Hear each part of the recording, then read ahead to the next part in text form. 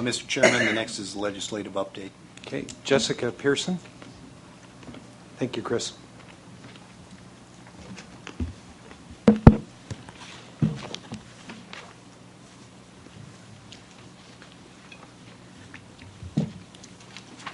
Good morning. Good morning. Well, there's been quite a bit of legislative activity so far in February. So today I'm going to quickly bring you up to date on major goings-on and give you an idea of what to look for in the months ahead. There has been a lot of federal interest and activity on California water issues over the past 2 months. Last month I briefed you on a House bill which, among other provisions, would suspend the San Joaquin River Restoration Program and increase delta pumping. There was a lot of controversy about this bill. Nonetheless, it successfully passed out of the House, but is yet to be scheduled for the Senate, so just an update on that. And then in early February, the U.S. EPA, Department of Interior, Secretary for the Army, NOAA, and USDA released a joint document entitled Federal Investments in the California Bay Delta Region. Taryn just mentioned this. I've placed copies at your seats, and there are also copies on the outside table. It's also available on the Bureau of Reclamation's website. I think that the timing of this document bodes very well for our implementation committee activities and engagement with these agencies. It's very helpful to have a clearer idea of federal priorities as they relate to the Delta. On February 11th, the U.S. Senate responded to the House bill that I mentioned with its own drought response legislation, SB 2016. SB 2016 is sponsored by Senators Feinstein and Boxer and both of Oregon's senators. The bill includes $300 million for California in emergency funds that are to be used on a range of projects related to regional water supply investments and also emergency economic assistance in drought-affected communities. The bill also urges, but seems to stop short of requiring, that state and federal water project managers, quote, exercise flexibility in water project operations where possible to protect fish and water supplies. This latter provision has been somewhat controversial and not well understood, but it strikes quite a different tone from the House bill, which clearly prioritizes water exports over environmental flows and also would have suspended parts of the Endangered Species Act. So they're two quite different approaches, and over the next few months I'll be able to update you on how those proceed. A few days after the introduction of that Senate bill, as Chris mentioned, on February 14th, President Obama visited Fresno to tour an area farm and participate in a roundtable discussion on drought. He also announced a package of federal aid of about $200 million, for which Chris went into detail. And he also announced a major investment in climate change research, including in California, which is expected to be unveiled in his 2015 budget on Tuesday. So back to the state legislature. The California legislature's focus has been primarily on a water bond and the Bay Delta Conservation Plan, though they're currently they're actually currently, as in right now, there are scheduled floor votes for the drought emergency legislation. So first, the status of the water bonds. SB 848 and AB 1331, which are two bonds I've reported on probably for about a year to you now. The first is Senator Wolk's bill, and the second is Assemblymember Rendon's bill. Both appear to be the main contenders in terms of the level of detail and the distance along in the legislative process.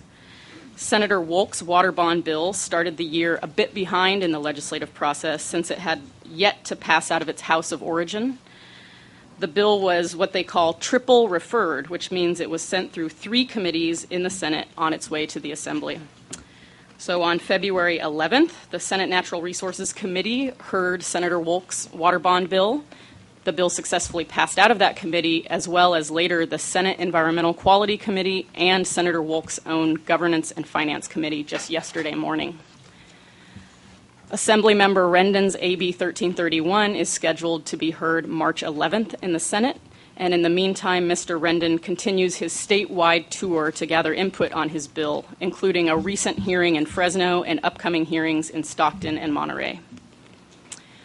So Just to make sure we're all on the same page, there are currently 10 water bond bills before the legislature. There are 5 in the Senate, 5 in the Assembly, 5 from Republican sponsors, and 5 from Democrats. Aside from Senator Wolk and Assemblymember Rendon, we have Assemblymember Logue from Marysville, Assemblymember Bigelow, Assemblymembers Conway and Bigelow have a joint bond, Senator Galgiani, Senator Cannella, Assemblymember Perea, Senator Fuller, and Senator Hueso all have water bond bills with varying degrees of detail. Most of the frameworks of the bond bills look remarkably similar. Many are drawn from the same categories that we saw in the 2009 water bond bill, with a handful simply stating intent. So right now a few of them are what we call spot bills. But among those with detail, the differences tend to hinge, from my analysis, on a few significant issues. Continuous appropriation for water storage funds being an issue, the amount of storage funding and associated eligibility criteria, the amount of Delta funding, who controls Delta funding and the eligibility criteria for that funding, whether recycled water and stormwater management money should be lumped in with integrated regional water management funds or comprise their own category of funding, and whether a water bond should include significant amounts of flood management funding. Now, that's somewhat of an oversimplification, but that just gives you a flavor for what some of the controversies are. Has the rumble started yet that there's going to be a conference committee on the bond bill, or is that just kind of hanging out there as a possibility? I think it's hanging out there as a possibility, but I would be surprised if something like that doesn't happen. You undoubtedly saw Assemblyman Rendon's hearing schedule or subject schedule where he wants to put into his bond bill or all bond bills, I'm not quite clear, regional allocations of funds. Yes. Now, that's usually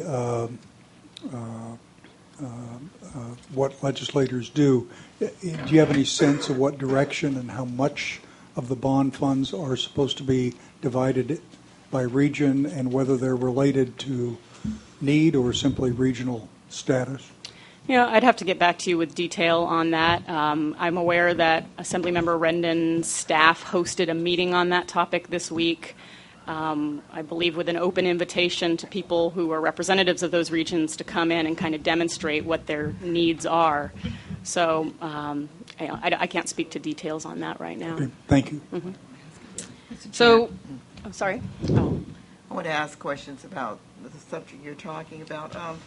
What's the difference in the range for the total bonds? I know there's 10 bills out there, but what's the range in terms of the total package? And also the other part would be, do you have any idea kind of where the governor's leaning towards any of the 10? The governor has not taken a position. He has not shown his cards on whether he's interested or when he's interested in getting involved. On your other question, I would say that based on my just kind of rough recollection, the bond bills range from $6 billion to about $9 billion, with the 2009 original bond being $11 billion. Okay. Thank you, Jeff. Thank you. So, Larry, did you have a question? How did I screw this up? Anyway, I am going to speak in Stockton at the Rendon hearing. okay. Stay tuned. Well, moving on to the Bay Delta Conservation Plan. On February 12th, the Assembly's Accountability and Administration Committee, chaired by local Delta Assembly member Jim Frazier, held a BDCP oversight hearing specifically on the topic of finance. This was similar to a hearing on BDCP governance and finance that was held jointly by the two water committees in August of last year. This particular hearing included members of the administration, a representative of the Legislative Analyst's Office, and a panel of Delta stakeholders. And I should point out that Assemblymember Frazier has recently introduced a bill, which you'll find on your updated list in front of you, which would prohibit DWR from constructing any conveyance facilities in the Delta absent an affirmative vote of the legislature, and that is Bill AB 1671. There was also a joint BDCP oversight hearing of the Senate Natural Resources and Assembly Water, Parks, and Wildlife Committees held this Tuesday that included Secretary John Laird and Directors Bonham and Cowan, along with a panel of stakeholders, and our own council member Larry Rustaller was there as well. Other bills, last Friday marked a bill introduction deadline, so quite frankly, I'm still sorting the wheat from the chaff. I've put an updated bill list in front of you. It's also on the table outside. There's about 25 bills on there I'm tracking. But for now, what I think you should be aware of is the emergency drought legislation, which has already been mentioned this morning, and Chris reported on some of the details. Some of the funding from that bill relate directly to implementation of the Delta Plan and the co-equal goals. For example, there are dollars for the Department of Fish and Wildlife for addressing urgent fish, stream, and conservation activities related to extreme drought conditions. So that has the potential to impact the Delta. Also, there are $80 million to DWR for flood management projects consistent with the Central Valley Flood Protection Plan, that in addition to flood management benefits provide other public benefits, including water supply, water quality improvements, and ecosystem benefits. And then finally, the bulk of the bill are really regional water investments, which presumably are consistent with improving regional self-reliance and reducing reliance on the Delta. So that's positive news. This could be the year for legislative action on groundwater. There's certainly a lot of interest in the topic. A few legislators, including Senate Water Committee Chair Fran Pavley, have introduced groundwater management bills.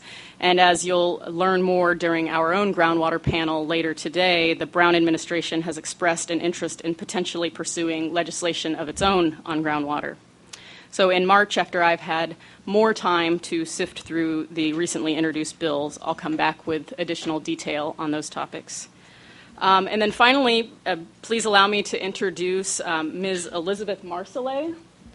Elizabeth comes to us as a recent grad from UC Berkeley with a political science degree, and she's serving in the Capital Fellows program. So she'll be with the council as an executive fellow through August of this year. So please welcome her. Elizabeth, welcome. Are there any questions?